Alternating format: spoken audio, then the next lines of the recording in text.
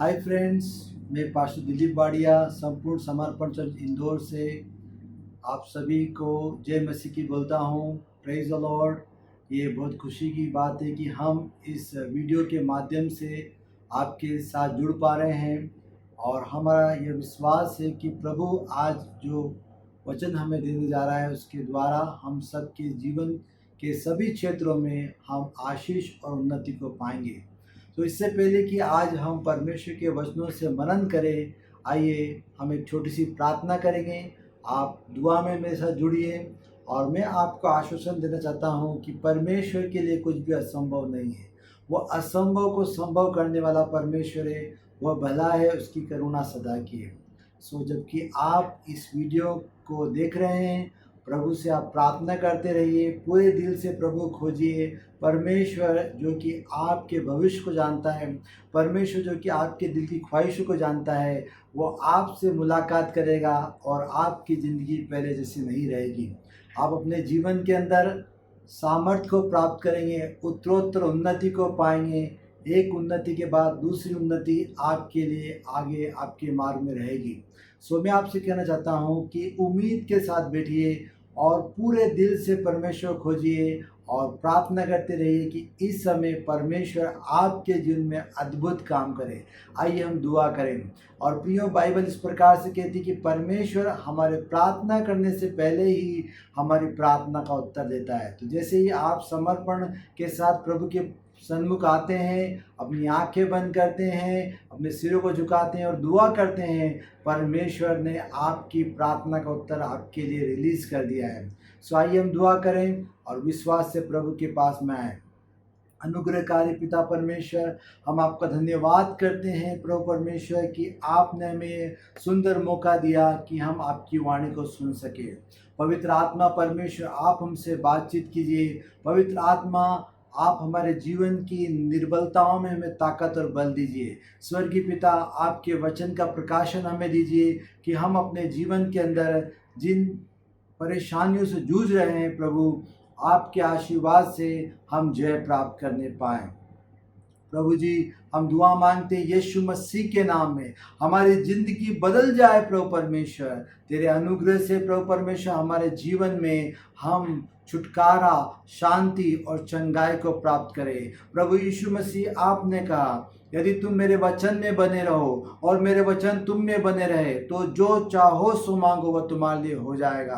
प्रभु यीशु, आपने कहा मैं अपनी कलीसिया चट्टान पर बनाऊंगा, अधोलोक के फाटक उस पर प्रबल नहीं होंगे। हाँ प्रभु, हम विश्वास करते हैं कि जब आप कुछ बनाते हैं पिता, शैतान की ताकतें, शैतान की हुकूमतें प्रभु हम पर प्रभु परमेश्वर प्रभु जी कब्जा नहीं कर सकती, क्योंकि आप हमें प्रभु जी जय देते हैं। बाइबल कहती है हमारे प्रभु यीशु मसीह के पिता का धन्यवाद हो जो मसीह यीशु के द्वारा हमें जय के उत्सव में लिए चलता है। प्रभु, हम विश्वास करते हैं कि आप हमारे जीवन में एक के बाद एक विजय को प्रदान करते हैं। पवित्र आत्मा, हम धन्यवाद करते हैं वचन के द्वारा हमसे बातचीत करने के लिए। प्रभु, स्वर्गीय आनंद से हमें भर दीजिए। प्रभु परमेश्वर, हमें विश्वास से भर दीजिए मेरे प्रभु जी, और प्रभु हमें विश्वास में बढ़ाइए।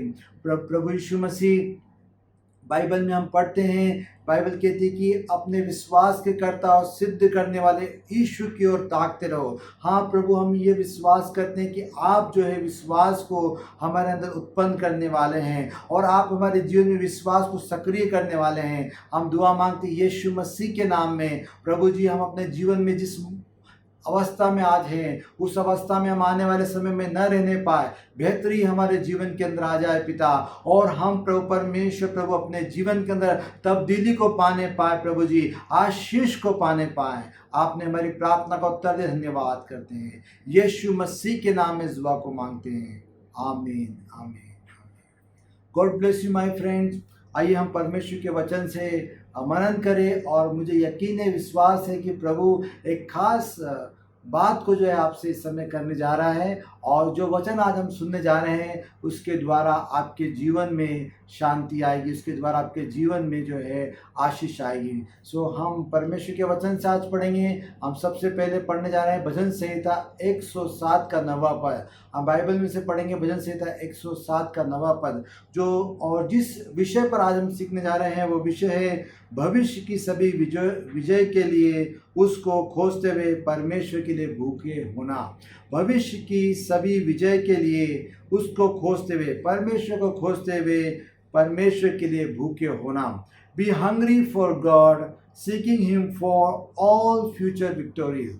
सो जब हम परमेश्वर को अपने जीवन में खोजते हैं, परमेश्वर के प्रति जो हमारा जुनून है, परमेश्वर के प्रति जो हमारी चाहत है, वो हमारे जीवन में परमेश्वर के प्रकटीकरण को लाती है। जितना हम परमेश्वर को अपने जीवन के अंदर खोजते हैं, उतना ज़्यादा परमेश्वर अपने आप को हमारे जीवन में प्रकट करता है। तो आइए हम इस वचन को बाइबल में से पढ़ेंगे। भजन संहिता 107 का 9वां पद। यहाँ बाइबल इस प्रकार से कहती है, क्योंकि वह अर्थात परमेश्वर अभिलाषी जीव को संतुष्ट करता है और भूखे को उत्तम पदार्थों से तृप्त करता है। बाइबल बताती है कि परमेश्वर जो है वह एक भूखे को भोजन देता है, और जो परमेश्वर का खोजी है, जो परमेश्वर का दीवाना है, परमेश्वर उसको संतुष्ट करता है। सो मेरे प्रियो, यदि हम एक स्पंज को लें और स्पंज जो है जो सूखा हुआ है, और जब हम उसे किसी तरल पदार्थ में जब उसे डाल देते हैं, वो उसको ऑब्जर्व कर लेता है, उसको सोख लेता है। और स्पंज को यदि पानी में डालेंगे तो पानी को अपने सोख लेगा, और जब स्पंज को आप बाहर निकालेंगे तो वो स्पंज जो है पानी से भरा हुआ रहेगा। उसी प्रकार से परमेश्वर जो है हमारे लिए सागर है, परमेश्वर जो है हमारे लिए भरपूरी है, परमेश्वर हमारे सामर्थ्य चंगाई है। आपकी जितनी चाहत है, आपकी जितनी परमेश्वर के प्रति दीवानगी है, उसके आधार पर आप संतुष्ट किए जाएंगे। सो आज हम परमेश्वर के वचन से सीखेंगे कैसे हम अपनी भूख और प्यास को परमेश्वर के लिए बढ़ाएं और परमेश्वर के द्वारा तृप्त किए जाएं। प्रियो, मैं आपसे एक बात बोलना चाहता हूं, सभी प्रकार एक बात मैं आपसे कहना चाहता हूं जो बहुत ही महत्वपूर्ण बात है, और वो इस प्रकार से हैं। सभी प्रकार के स्वादिष्ट व्यंजनों का मजा लेने के लिए दो बातें बहुत ही महत्वपूर्ण हैं, और वो दो बातें ये हैं। पहली बात, तेज भूख लगना। यदि हम भूखे नहीं हैं, तो यदि हमारे सामने स्वादिष्ट भोजनों को भी रख दिया जाए, 56 पकवान रख दिए जाए, हम उस भोजन को एंजॉय नहीं कर पाएंगे। क्यों? क्योंकि हमें भूख नहीं लग रही है। और जब आपको तेज भूख लग रही है, तब आपके सामने यदि साधारण खाना भी रख दिया जाए, तब वो भोजन खाकर आप संतुष्टि में अनुभव करेंगे और आपको बहुत अच्छा लगेगा। वो भोजन आपके अंदर खुशी को लेकर आएगा। और दूसरी महत्वपूर्ण बात है, हमें संतृप्त होने के लिए जो बहुत ज़रूरी है वो है हमारा हाजमा सही होना बहुत ज़रूरी है। यदि हमारा पाचन तंत्र सही है, तो आप जब भोजन करते हैं तो उस भोजन के द्वारा आपको संतुष्टि मिलती है। तो ये दोनों चीज़ें हमारे जीवन के अंदर होना चाहिए यदि हमें संतुष्ट होना है। तो हम परमेश्वर के वचन से अभी देखेंगे किस प्रकार से परमेश्वर अपने खोजियों को तृप्त करता है। प्रभु यीशु मसीह ने कहा, मत्ती रचित सुसमाचार 5वां अध्याय 6 पद में प्रभु यीशु मसीह ने कहा, धन्य है वे जो धार्मिकता के भूखे और प्यासे हैं, क्योंकि वे तृप्त किए जाएंगे। जो परमेश्वर के लिए भूखे और प्यासे हैं, धार्मिकता का मतलब होता है राइट अंडरस्टैंडिंग विद गॉड। परमेश्वर के साथ जो सही संबंध में जो व्यक्ति बना हुआ है, वह परमेश्वर का भूखा और प्यासा होने पर परमेश्वर उसकी गारंटी लेता है कि मैं तुम्हें तृप्त करूंगा।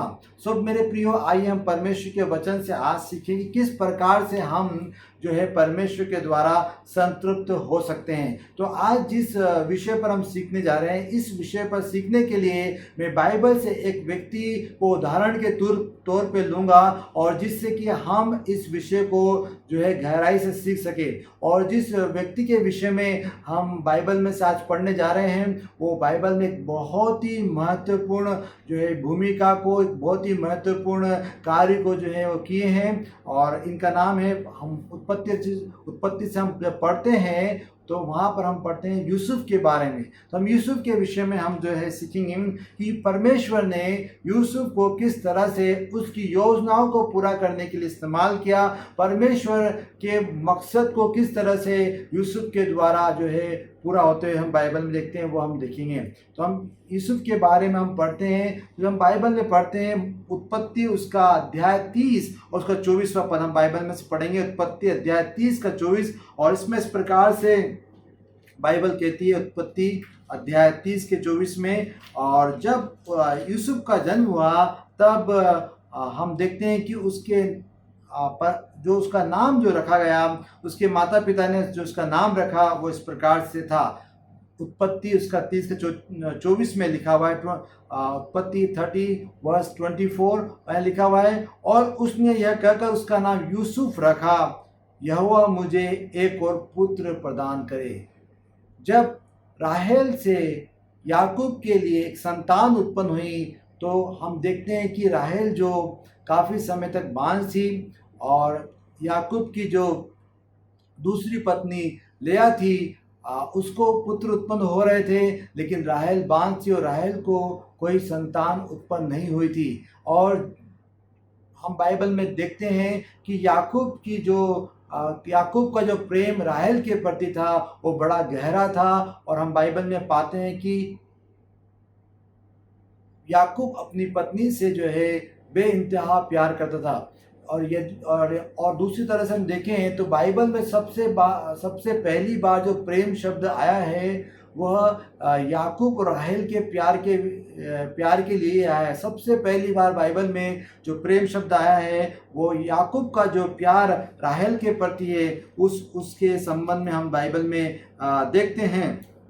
आप इसे पढ़ सकते हैं, उत्पत्ति 29 का 20वां पद, उत्पत्ति 29वां अध्याय और उत्पत्ति 29वां अध्याय और उसका 18 पद पे हम देखेंगे। उत्पत्ति 29वां अध्याय उसका 18 पद से देखेंगे। याकूब तो राहेल से प्रेम करता था, अतः उसने कहा मैं तेरी छोटी बेटी राहेल के लिए 7 वर्ष तक तेरी सेवा करूँगा।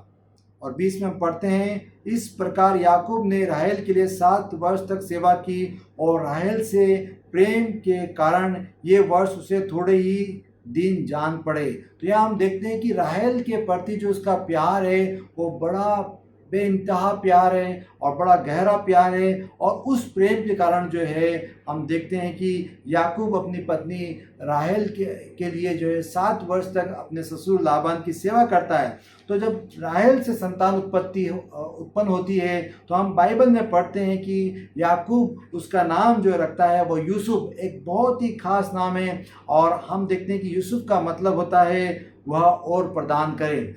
परमेश्वर हमारे जीवन में बहुत आयात की आशीष को देने वाला है। मेरे प्रियो, हमें अपने जीवन में कभी संतुष्ट नहीं होना है, परमेश्वर के लिए भूखा और प्यासा होना है। जितनी आपकी भूख है उतना ही आप जो है परमेश्वर के द्वारा संतृप्त हो सकते हैं। तो हम यूसुफ के जीवन से आज इस विषय पर जो है सीखेंगे। तो हम देखते हैं कि परमेश्वर किस प्रकार से यूसुफ को जो है एक स्वप्न को बताने वाले से लेकर उसको स्वप्न का अर्थ बताने वाला परमेश्वर यूसुफ को जो है बना देता है।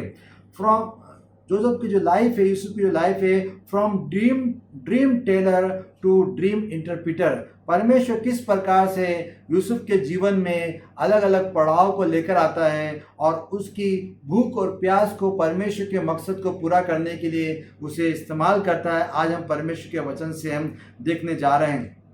मेरे प्रियो, मैं आपसे कहना चाहता हूं कि आप इस बात को थोड़ा सा गौर कीजिए, क्या ज़्यादा महत्वपूर्ण है, स्वप्न देखना या स्वप्न का अर्थ बताना या फल बताना या स्वप्न का घटित होना। महत्वपूर्ण बात यह है कि स्वप्न का अर्थ हमें मालूम होना चाहिए। हम कई बार परमेश्वर की ओर से किसी बात के लिए जो है चिताए जाते हैं, हमें संकेत दिए जाते हैं, हमें परमेश्वर की ओर से जो है मार्गदर्शन मिलता है, लेकिन कभी कभी हम समझ नहीं पाते। तो हमारे लिए स्वप्न देखने के साथ साथ ये भी बहुत ज़रूरी है कि हम स्वप्न का फल भी जानने वाले हों। तो हम बाइबल में देखते हैं कि परमेश्वर का कार्य का परमेश्वर का कार्य जब यूसुफ के जीवन में शुरू होता है तो हम एक बात पाते हैं कि यूसुफ उस स्वप्न से बहुत आनंदित होता है और परमेश्वर द्वारा यूसुफ को दिया गया गिफ्ट उसके हृदय को बहुत आनंदित करता है। लेकिन जैसे कि एक बच्चा धीरे धीरे बढ़ता है, उसके अंदर मैच्योरिटी आती है, उसी प्रकार से जब परमेश्वर कोई वरदान हमें देता है तो उस वरदान को किस तरह से हमें सही रीति से इस्तेमाल करना है उसके संबंध में भी परिपक्वता आती है। तो हम देखते हैं कि यूसुफ का जो जीवन है उसमें शुरुआत में उससे कुछ गलतियां होती है। परमेश्वर उसे स्वप्न दिखाता है और जब वो स्वप्न का अर्थ जो है अपने माता पिता को, अपने भाइयों को बताता है तो उससे बहुत नाखुश हो जाते हैं और उसके सारे भाई जो है उससे घृणा करने लगते हैं और उससे कहने लगते हैं, क्या तू हमारा अधिकारी बनेगा? क्या हम सब तेरे सामने दंडवत करेंगे और क्या हम तेरे सामने झुकेंगे? तो उसके स्वप्न के अर्थ को जो है हम देखते हैं कि यूसुफ जैसे स्वप्न बताता है तुरंत उसके भाई जो है उस स्वप्न का अर्थ बता देते हैं और उससे जो है यूसुफ के प्रति उनकी जो घृणा है वो और भी ज़्यादा बढ़ जाती है। हम परमेश्वर के वचन में इसे अभी देखेंगे और हम ये बात जानेंगे कि किस प्रकार से यूसुफ अपने जीवन में गलती करता है, लेकिन आने वाले समय में परमेश्वर जो है उसे सिखाता है कि परमेश्वर ही है जो स्वप्न को पूरा करने वाला है। तो हम बाइबल में पढ़ते हैं उत्पत्ति 37 के 5वें पद में ऐसा लिखा हुआ है। यूसुफ का स्वप्न बताने के बाद में क्या होता है उसका वर्णन यहाँ पर दिया गया है। फिर यूसुफ ने एक स्वप्न देखा और जब उसने अपने भाइयों से इसका वर्णन किया तो वे उससे और भी अधिक बैर रखने लगे। उसने उनसे कहा, मेरा स्वप्न सुनो जिसे मैंने देखा है। सो हम देखते हैं कि जैसे ही परमेश्वर का वरदान यूसुफ के जीवन में आता है, यूसुफ जो है अपने भाइयों से कहता है, मेरा स्वप्न सुनो जो मैंने देखा है। और फिर उसके बाद में अपना स्वप्न बताता है, लेकिन उसके भाई जो है उससे और भी अधिक घृणा करने लगते हैं, क्योंकि स्वप्न में हम यूसुफ की महिमा होते हुए देखते हैं और उसके भाइयों को उसके सामने दंडवत करते हुए देखते हैं। और यहाँ पर इस प्रकार से लिखा है, इसलिए वे उसके स्वप्नों और उसकी बातों के कारण उससे और भी अधिक बैर करने लगे। तो हम यहाँ पर क्या देख रहे हैं कि यूसुफ के भाई उसके स्वप्नों से बहुत चिढ़ने लगे थे, उससे बैर करने लगे थे। जब परमेश्वर की ओर से यूसुफ को यह गिफ्ट मिला, इस गिफ्ट को किस तरह से उसे यूज़ करना चाहिए था उसको वो समझ नहीं थी। उसे अपने मन में उसे रखना था या उससे ज़्यादा प्यार करने वाले उसके माता पिता को ये स्वप्न बताना था। लेकिन यूसुफ से एक गलती हो जाती है कि वो अपने भाइयों को भी जो उससे बैर रखते थे, क्योंकि उसके माता पिता यूसुफ से ज़्यादा प्यार करते थे, इस वजह से उसके भाइयों के अंदर यूसुफ के प्रति जो है घृणा आ गई थी, बैर आ गया था। मेरे प्रियो, परमेश्वर ने हमको जो है परख का वरदान भी दिया है। जब परमेश्वर हमें कोई वरदान देता है तो उसी के साथ साथ हमें परमेश्वर ये भी गाइड करता है कि इस वरदान को कैसे इस्तेमाल करना चाहिए। लेकिन कभी कभी हम चूक जाते हैं। परमेश्वर धन्यवाद कि परमेश्वर ने आपको बहुत संपत्ति दी है। परमेश्वर धन्यवाद कि आप बहुत खूबसूरत दिखते हैं। परमेश्वर धन्यवाद कि परमेश्वर ने आपको अच्छा स्वास्थ्य दिया है और ढेरों आशीषें परमेश्वर ने आपको दी है। इन सभी आशीषों के लिए हमें परमेश्वर का गुणगान करना है, परमेश्वर की स्तुति करना है कि उसने आपको ये अनुग्रह दिया है कि आप बहुत अच्छा पढ़ लिख सकें, उसने आपको ये अनुग्रह दिया है कि आप एक बहुत अच्छे जॉब को कर सके। लेकिन इसी के साथ साथ हमको एक बात जो करना है वो यह है कि जिससे हमको ये मिला है, अर्थात परमेश्वर से जो हमारा स्रोत है, उसको हमें सारी महिमा देना है। हमें जो है जो आशीषें परमेश्वर से मिली है, उन आशीषों को जब हम अपने जीवन में एंजॉय करते हैं, उन आशीषों के कारण जो है हमें कभी भी जो है घमंड नहीं करना है, कभी भी किसी का अपमान नहीं करना, कभी भी किसी को तुच्छ नहीं जानना, वरन हमें नम्रतापूर्वक जो है हर एक परिस्थिति में बुद्धिमानी से काम करना है। हालेलुया। और मैं जो विश्वासी कि हम सब ऐसा ही करेंगे। सो हम देखते हैं कि बाइबल बताती है कि यूसुफ को जब परमेश्वर स्वप्न मिला तब वो बहुत एक्साइटेड था वो स्वप्न के बारे में सबको बताने के लिए।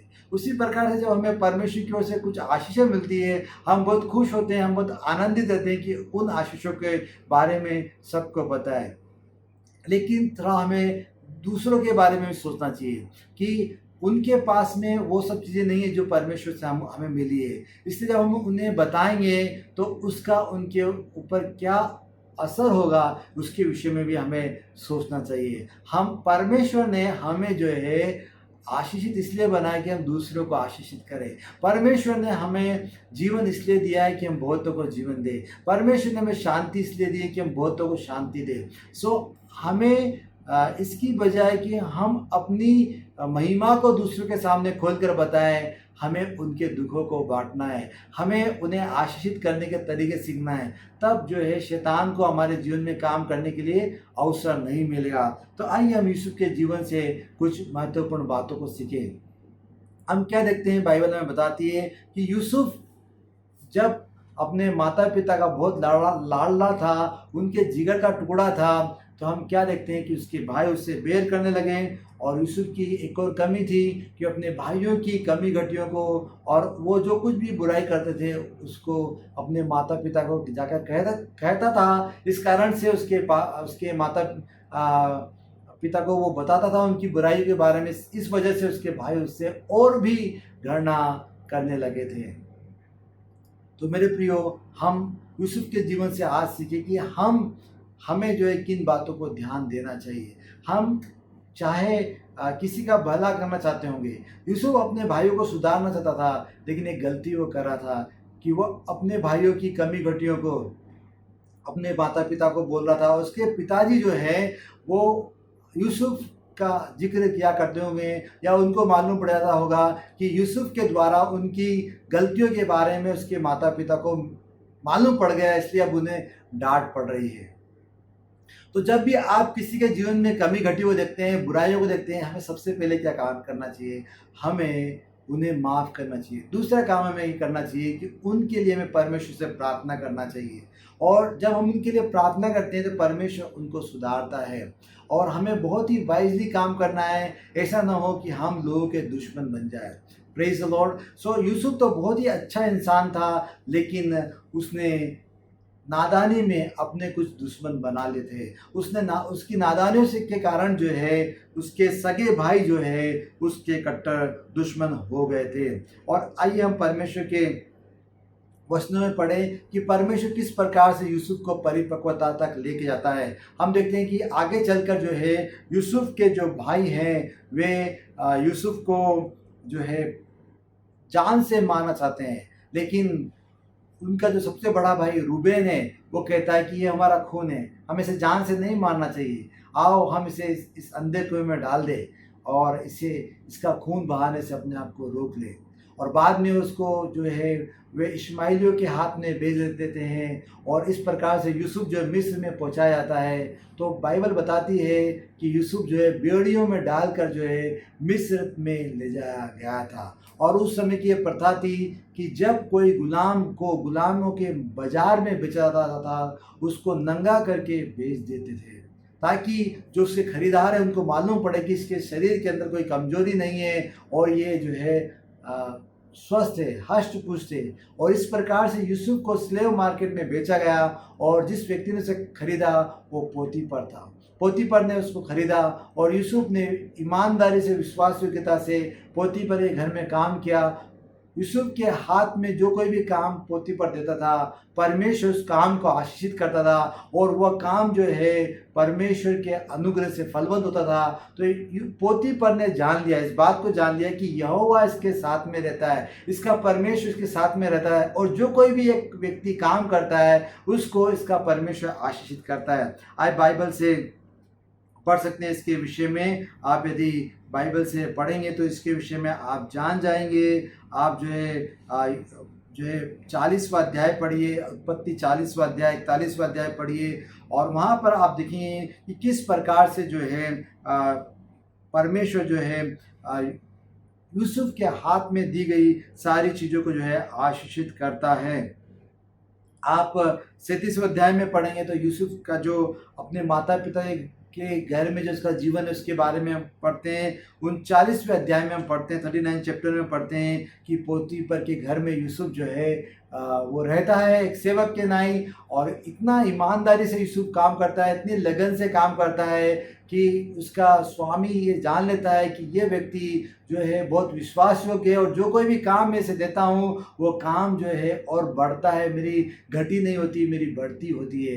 तो बाइबल बताती कि उसके स्वामी ने, पोतीफर ने यूसुफ के हाथों में सब कुछ दे दिया। बस उसे अपने भोजन के बारे में भी मालूम था, और उसका बिजनेस किस प्रकार चल रहा है उसके विषय में उसे कुछ भी मालूम नहीं था। यूसुफ सारे कामों को बहुत ही ईमानदारी से काम करता था। मेरे प्रियो, आप कुछ भी टीम वर्क करते हैं, आप कोई भी काम करते हैं, यदि आपको विश्वासयोग्य व्यक्ति मिल गया है, यदि आपको ईमानदार लोग मिल गए, यदि आपको ऐसे लोग मिल गए जो समझदार है, बुद्धिमान है और काम को सही रीति से अंजाम में देते हैं, तो मैं आपसे कहना चाहता हूं कि आप अपने उस टीम वर्क के अंदर बहुत आशीषित हो जाएंगे, उस बिजनेस में बहुत आशीषित हो जाएंगे। सो बिजनेस के लिए और किसी भी काम को करने के लिए सबसे इम्पोर्टेंट चीज़ जो बात है वो यह है कि एक नेक दिल इंसान आपके साथ में रहकर काम करना। और यदि नेक दिल इंसान आपको मिल गया है तो आप अपने काम में, अपने बिजनेस में, अपने टीम वर्क में बहुत आशीषित होकर बढ़ जाएंगे। हालेलुया। परमेश्वर आपको अनुग्रह दे कि आपको अच्छे मित्र मिले, विश्वासयोग्य मित्र मिले, समझदार बुद्धिमान लोग मिले, और आपके साथ काम करने वाले लोग ऐसे हों जो आपका दिल ना दुखाए किंतु आपके दिल को खुश करने वाले हों, और वे हर एक काम को आपके लिए बहुत अच्छे से करें। हालेलुया। सो हम यहाँ देखते हैं कि पोतीफर के घर में जो है यूसुफ है, और यूसुफ जो है वहाँ पर बहुत ईमानदारी से काम कर रहा है और वो आगे बढ़ता जा रहा है। मैं आपको एक बात कहना चाहता हूँ, जब आप अपने जीवन के अंदर आशीष पाते हैं और फैलते जाते हैं, बढ़ते जाते हैं, शैतान आपकी समृद्धि से नाखुश है। शैतान ये भरसक प्रयास करता है किस रीति से आपको गिराए, किस रीति से जो है आपकी हानि करें। और बाइबल कहती है कि तुम्हारा विरोधी शैतान इस ताक में रहता है कि कब किसको फाड़ खाए। तो शैतान जो है हमारी हानि के लिए, हमारे नाश करने के लिए जो है कोशिश करता है। लेकिन बाइबल में हम क्या पढ़ते हैं, आप मेरे साथ में निकाल लीजिए, यशायाह की किताब निकालेंगे, जल्दी से आप निकालेंगे और आप भी मेरे साथ पढ़ेंगे। यशायाह उसका अध्याय 54 आप निकालेंगे और उसके 17 पद को आप देखेंगे। यशायाह उसका 54 और उसके 17 में इस प्रकार से लिखा हुआ है। यशायाह उसका 54 17 पद में इस प्रकार से लिखा है, परमेश्वर आपसे कहता है, हमसे परमेश्वर कहता है, तेरी हानि के लिए बनाया गया कोई भी हथियार सफल ना होगा, और जितनी भी जीभें तुझ पर दोष लगाए तू उन्हें दोषी ठहराएगी। यहोवा के दासों का यही भाग होगा, वे मेरे कारण निर्दोष ठहराए जाएंगे। यहोवा की यही वाणी। परमेश्वर कहता है कि हमारी हानि के लिए जो हथियार बनाया जाता है वो क्या नहीं होगा, वो सफल नहीं होगा, वो कामयाब नहीं होगा। परमेश्वर हमारा रक्षक है, परमेश्वर हमारा सहारा है।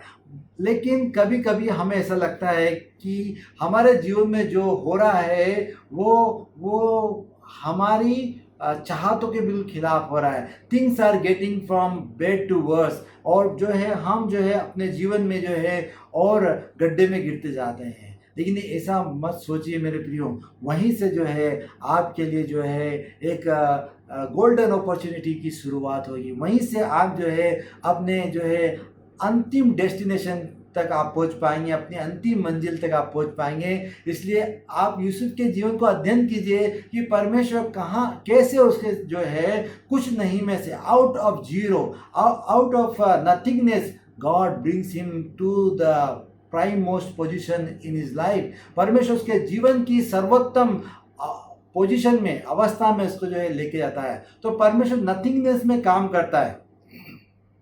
परमेश्वर जो है हमें जो है मजबूत रीति से खड़ा करता है।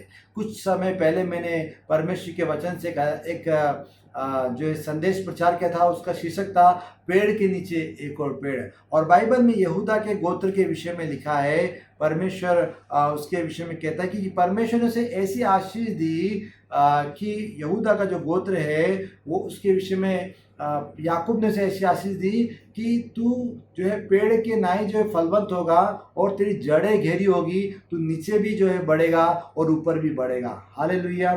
सो परमेश्वर जो है, और बाइबल में इस प्रकार से लिखा हुआ है कि तुम नीचे तो जड़ पकड़ोगे और ऊपर जो है फलवंत होते जाओगे। तो हमारे जीवन में परमेश्वर की ओर से यही आशीष जो है हमें होना चाहिए कि हम जड़ हमारी जड़ें भी गहरी होती जाए और हम ऊपर भी जो है फैलते जाएं, परमेश्वर हम सबको बढ़ाए। तो यूसुफ के जीवन में हम ऐसा ही देखते हैं कि जब यूसुफ पोतीफर के घर में जो बढ़ रहा था, उसी समय एक समस्या उसका इंतजार कर रही थी। शैतान का एक हथियार जो है उसके लिए इस्तेमाल होने जा रहा था। पोतीफर की जो पत्नी है वो जवान, खूबसूरत और हष्ट पुष्ट यूसुफ को देखकर जो है वो उस पर मोहित हो जाती है और उसे ज़बरदस्ती करती है कि तू आ मेरे साथ में सो, हम जो है आनंद मनाएं। लेकिन यूसुफ जो है पोतीफर की पत्नी के इस प्रपोजल को ठुकरा देता है। बाइबल कहती है कि बुराई को देखकर भागना धर्मियों का राजमार्ग है। और पौलुस तीमुथियुस को कहता है कि जवानी की अभिलाषाओं से भाग। और जब हम इन पाप में अभिलाषाओं में गिरते नहीं हैं और उस समय अपने मन को कंट्रोल कर लेते हैं और जो है सही बातों में जब हम अपने ध्यान को लगाते हैं, परमेश्वर हमें बचाता है, परमेश्वर हमें रक्षा करता है। तो हम क्या देखते हैं, यूसुफ जो है वहाँ से भाग जाता है, लेकिन जो है पोतीफर की पत्नी उस पर झूठा इल्ज़ाम लगाते हुए उसे जेल में डलवा देती है और वहाँ पर यूसुफ जो है बड़े दुख का सामना करता है। लेकिन परमेश्वर की दया दृष्टि वहाँ पर होती है, तो जेल का दरोगा भी उस पर जो है अनुग्रह करता है, उसके प्रति दिल फरियाद हो जाता है और यूसुफ के हाथों में जेल के जो है प्रशासन को, एडमिनिस्ट्रेशन को देता है। और वहाँ पर भी परमेश्वर की दया जो है यूसुफ के साथ में, यूसुफ के ऊपर होती है और यूसुफ वहाँ भी जो है परमेश्वर की द्वारा आशीषित होता है। किंतु यूसुफ जो है जेल से बाहर आना चाहता है, लेकिन वह अभी तक जो है जेल के अंदर ही रहता है। उस के जेल से बाहर आने का रास्ता खुलता नहीं है। उस समय हम देखते हैं कि फिरौन राजा के दो कर्मचारी, एक तो पिलाने हारा और एक उसको जो है खिलाने हारा, एक तो उसको साकी बोलते हैं। एक जो फिरौन के लिए, राजा के लिए सारे भोजन को जो है बनवा कर राजा को परोस करता है, खिलाने हारा साकी वो जो है रहता है। और दूसरा जो है राजा को जो है ड्रिंक ऑफर करता है, इसको पिलाने वाला रहता है, वो जो है रहता है। और ये दोनों को फिरौन की ओर से सज़ा मिलती है और दोनों जो है जेल में डाल दिए जाते हैं। और ये दोनों जब जेल में रहते हैं तब एक रात को इन्हें परमेश्वर की ओर से स्वप्न मिलता है और दोनों अपना स्वप्न जो है यूसुफ को बताते हैं। और यूसुफ जो है उनसे कहता है कि परमेश्वर तुम्हारे स्वप्न का अर्थ बताएगा। और यूसुफ जो है इन दोनों ही फिरौन के कर्मचारियों के स्वप्न का अर्थ बताता है। और जैसा यूसुफ बताता है वैसा ही जो है कालांतर में आगे चलकर जो है इन दोनों के जीवन में पूरा होता है। और यूसुफ इन दोनों ही फिरौन के कर्मचारियों से आग्रह करता है कि जब तुम राजा के पास में जाओ तो राजा से मेरी चर्चा करना और मेरे विषय में बताना कि मैं निर्दोष हूँ और यहाँ पर जो है झूठा इल्ज़ाम लगाकर मुझे यहाँ पर डाल दिया गया है। लेकिन ये फिरौन के दोनों ही कर्मचारी जो है वे यूसुफ को भूल जाते हैं और जैसा यूसुफ उनका स्वप्न बताता है वैसा ही उनके साथ में घटित होता है। और 2 साल तक जो है ये व्यक्ति जो कि राजा का खिलाने हारा था, उसका जो साकी था, वो यूसुफ को भूला रहता है, यूसुफ को स्मरण नहीं करता। यदि हम बाइबल में पढ़ें तो हम देखते हैं कि यह व्यक्ति जैसे ही राजा के दरबार में पहुंचाया जाता है, ये उस व्यक्ति की जिसने कि उसकी सहायता की थी उसे भूल जाता है। और हम क्या देखते हैं बाइबल के अंदर कि 2 साल के बाद परमेश्वर की ओर से जो है यूसुफ का छुटकारा आता है। हम बाइबल में से पढ़ेंगे उत्पत्ति उसका अध्याय 40 और उसका 14 पर हम देखते हैं। उत्पत्ति अध्याय 40 की 14 में लिखा हुआ है, जब जो है यूसुफ फिरौन के कर्मचारी से कहता है, 13 पद से पढ़ते हैं, 3 दिनों के भीतर फिरौन तेरा सिर ऊंचा करेगा और तेरा पद फिर से तुझे दे देगा और तू पहले के समान फिरौन का साकी रहेगा। तू पहले के समान फिरौन का साकी बनकर उसका कटोरा उसके हाथ में दिया करेगा।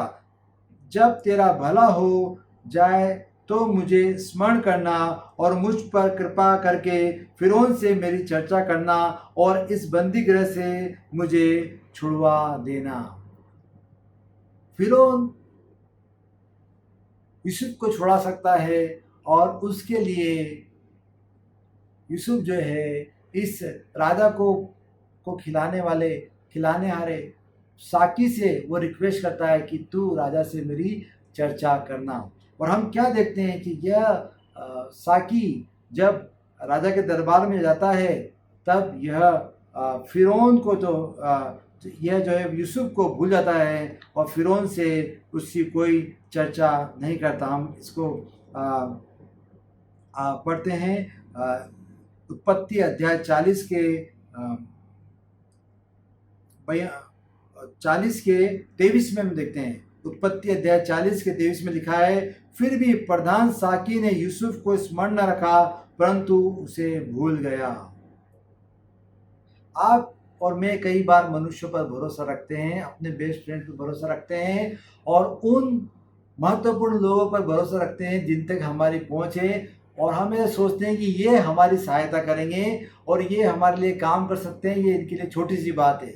लेकिन कभी कभी हम देखते हैं कि ऐसा नहीं होता है, उल्टा जो है हमें उनकी ओर से कोई सहायता नहीं मिलती और हमारा जो समय हम उन पर भरोसा रखने के लिए और उनके इंतजार में बिताते हैं वो व्यर्थ चले जाता है।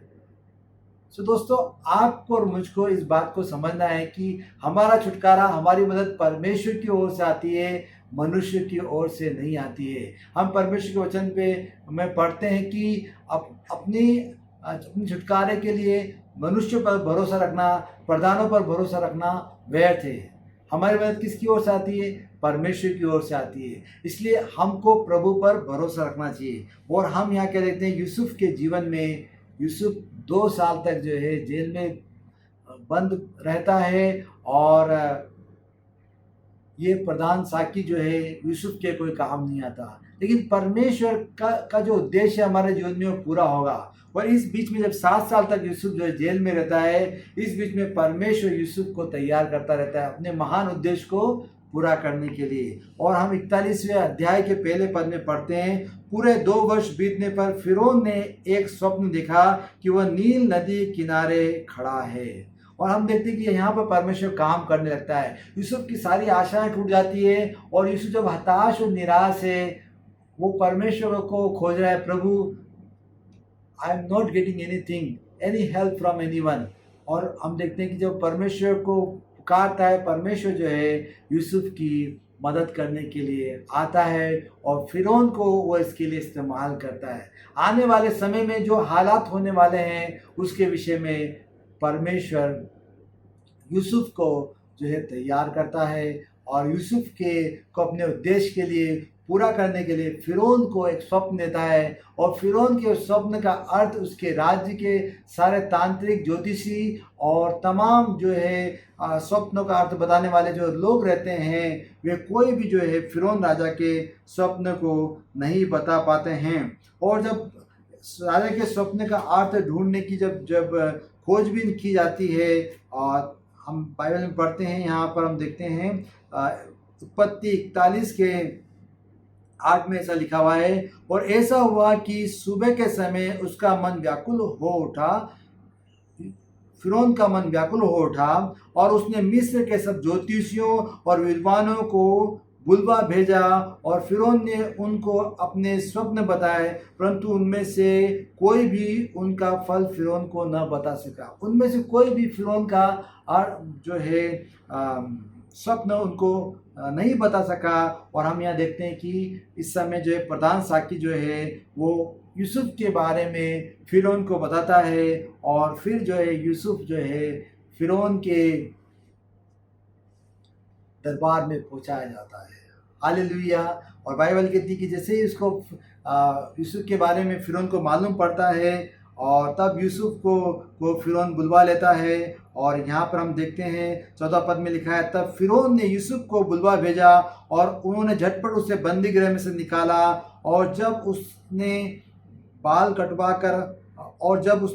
कटवा कर वस्त्र बदल लिए तो वह फ़िरौन के पास आया। हम यह क्या देखते हैं कि यूसुफ जो है वह फ़िरौन के पास में पहुंचा जाता है और वहाँ पर फ़िरौन से बोलता है, और फ़िरौन ने यूसुफ से कहा, मैंने एक स्वप्न देखा है परंतु उसका फल बताने वाला कोई नहीं है, और मैंने तेरे बारे में यह सुना है कि तू स्वप्न सुनकर उसका अर्थ बता सकता है। तब यूसुफ ने फ़िरौन से कहा, मैं तो नहीं, परंतु परमेश्वर ही फ़िरौन के हित में उत्तर देगा। यूसुफ यहाँ हम देखते हैं कि अपनी असक्षमता को व्यक्त करता है। वो कहता है कि मैं स्वप्न का अर्थ नहीं बताता हूँ, जिस परमेश्वर की मैं आराधना करता हूँ वो स्वप्न का फल बताने वाला है।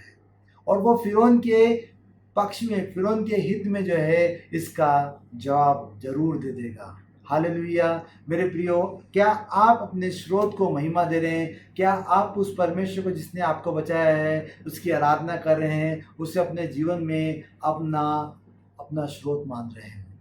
यहाँ पर मैं अपने संदेश को विराम देना चाहूँगा और इसी संदेश को मैं नेक्स्ट पार्ट में आपके लिए लेकर आ रहा हूँ, और उसमें आप देखेंगे कि किस प्रकार से यूसुफ जब फ़िरौन के दरबार में पहुंचा जाता है तो वहाँ पर किस प्रकार से परमेश्वर यूसुफ की महिमा को बढ़ाता है, और यूसुफ के द्वारा फ़िरौन का और मिस्र का इतना भला होता है कि यूसुफ की बुद्धिमत्ता को देखते हुए जो है फ़िरौन यूसुफ को एक नया नाम देता है। आप इसके 45वें पद में इसको पढ़ सकते हैं। 45वें पद में लिखा हुआ है, उत्पत्ति 41 के 45 में लिखा है, तब फ़िरौन ने यूसुफ का नाम सापान तपानेह रखा, और उसने ओन नगर के याजक पोतीपेरा की बेटी आसनत से उसका विवाह करा दिया, और यूसुफ मिस्र देश का दौरा करने लगा। तो यहाँ हम बाइबल में पढ़ते हैं कि फ़िरौन ने यूसुफ को एक नाम दिया। वो नाम क्या था? सापान तपानेह। इसका मतलब क्या होता है? परमेश्वर बोलता है, वह जीवित है। हालेलुया। अभी तक यूसुफ स्वप्न का अर्थ बता रहा था, लेकिन अब जो है फ़िरौन भी इस बात को जानता है कि इसके द्वारा परमेश्वर बोलता है। Praise the Lord. मेरे प्रियो, आपका और मेरा जीवन परमेश्वर को प्रकट करने वाला हो। सापान तपानेह, परमेश्वर बोलता है, वह जीवित है। आपका और मेरा जीवन ये गवाही को प्रकट करे कि परमेश्वर बोलता है और वह जीवित है। परमेश्वर आप सबको आशीष दे। इस समय मैं आपके लिए प्रार्थना करूंगा, और जैसे यूसुफ को परमेश्वर ने उसे उसके दुखों से, संकटों में से निकाला, वैसे ही जीवित परमेश्वर आपको आपके दुखों संकटों में से निकाले, आपके आंसुओं को पोंछे, और जिस जेल में आप हैं, जिस दुख और वेदना में आप हैं, उसमें से आपको बाहर निकालें। परमेश्वर आपको मानसिक तनाव से इस समय निकालने जा रहा है। परमेश्वर आपको चंगा करने जा रहा है। परमेश्वर आपको राह दिखाने जा रहा है। परमेश्वर आपको गोल्डन अपॉर्चुनिटी देने जा रहा है, जिसको कि आप अपने जीवन में चाहते हैं। आइए इस समय हम दुआ करें और विश्वास कीजिए, परमेश्वर आपके लिए सब कुछ पूरा करेगा। और आप जो है हमारे संदेशों को सुनते रहें, और परमेश्वर से हमारे लिए भी प्रार्थना करें कि हम प्रभु की मर्जी के द्वारा, परमेश्वर के अनुग्रह से, इस मीडिया मिनिस्ट्री के द्वारा, इस ऑनलाइन मिनिस्ट्री के द्वारा बहुतों के लिए आशीष का कारण बने। मेरे प्रियो, मैं आपसे कहना चाहता हूं कि मैं यह पहला वीडियो यूट्यूब के लिए मैंने रिकॉर्ड किया है, और मुझे ये विश्वास है कि इसके द्वारा परमेश्वर ने आपको बहुत ऐसे आशीषित किया है, और आप हमारे लिए प्रार्थना करते रहेंगे। मेरा नाम पास्टर दिलीप बाड़िया है। मेरी पत्नी का नाम स्नेहलता, और बड़े बेटे का नाम जोवान है, छोटे बेटे का नाम जोशुआ है। आप हमारे परिवार के लिए प्रार्थना कीजिए। हमारी कलीसिया संपूर्ण समर्पण चर्च के लिए प्रार्थना कीजिए। हमारे चर्च में बहुत अच्छे लोग हैं, बहुत अच्छे लीडर्स हैं, और बहुत अच्छे प्रार्थना योद्धा हैं, और जो कोई भी किसी भी विषय पर हमें प्रार्थना के लिए कहते हैं, वे सब उन विषयों के लिए प्रार्थना करते हैं। कृपया अपने प्रार्थना विषय हमारे साथ में बांटिए, ताकि हम आपके प्रार्थना विषयों के लिए दुआ कर सकें। प्रभु आपको बहुत बहुत आशीष दे, और आपके आंसुओं को पोंछे, और आपके जीवन के अंदर परमेश्वर जो है सर्वोत्तमता को लेकर आए, और आप अपने जीवन में कामयाब हो जाए, यीशु मसीह के नाम में। आइए हम दुआ करें। अनुग्रहकारी पिता परमेश्वर, हम प्रार्थना करते हैं हमारे इन तमाम भाई बहनों के लिए जिन्होंने प्रभु आज तेरे वचन को सुना है और प्रभु परमेश्वर जिनसे आपने बातचीत की है, प्रभु हम दुआ मांगते यीशु मसीह के नाम में इन्हें चंगाई मिले। प्रभु इनकी प्रार्थनाओं का उत्तर दे और इन्हें पवित्र आत्मा से भर दे। परमेश्वर इनके जीवन के अंदर आपकी योजना पूरी हो जाए और शैतान के कार्य इनके जीवन के अंदर नाश हो जाए। प्रभु हम प्रार्थना विनती करते हैं कि जो इन्हें सता रहे हैं पिता, इन्हें दुख दे रहे हैं, यीशु मसीह के नाम में प्रभु परमेश्वर वे प्रभु परमेश्वर प्रभु इनके जीवन में किसी तरह का दखल न दे और इन्हें न सताने पाए। प्रभु परमेश्वर इनके मान सम्मान को बढ़ा, इनकी महिमा को बढ़ा और इन्हें सताने वाले लज्जित हो यीशु मसीह के नाम में। और प्रभु हम प्रार्थना विनती करते हैं पिता, इनके लिए आपके द्वारा प्रभु स्व अवसर को प्रदान किया जाए पिता परमेश्वर, ये अपनी बीमारी से चंगे हो जाए यीशु मसीह के नाम में। और प्रभु इन्हें आर्थिक उन्नति दीजिए, प्रभु इन्हें सामर्थ्य और बल दीजिए। आपके दास होने के नाते मैंने पिता पुत्र और पवित्र आत्मा के नाम में आशीष देता हूँ। सारी महिमा पिता हम आपको देते हैं, यीशु मसीह के नाम में इस दुआ को मांगते हैं। हम सब मिलकर जोर से बोलेंगे आमीन। प्रियो गॉड ब्लेस यू, प्रभु आपका आशीष दे। और जैसा मैंने आपसे कहा कि आप अपने प्रार्थना विषय में बताइए और आप हमसे संपर्क भी कर सकते हैं। जो आप स्क्रीन पे हमारे नंबर को देखेंगे और उसके द्वारा आप हमसे कॉल कर सकते हैं और हम भी आपसे जुड़ना चाहते हैं। और हमें ये विश्वास है कि परमेश्वर की आशीष आपके जीवन में बहुत आज से बढ़ती जाएगी। प्रभु आपके साथ है। God bless you.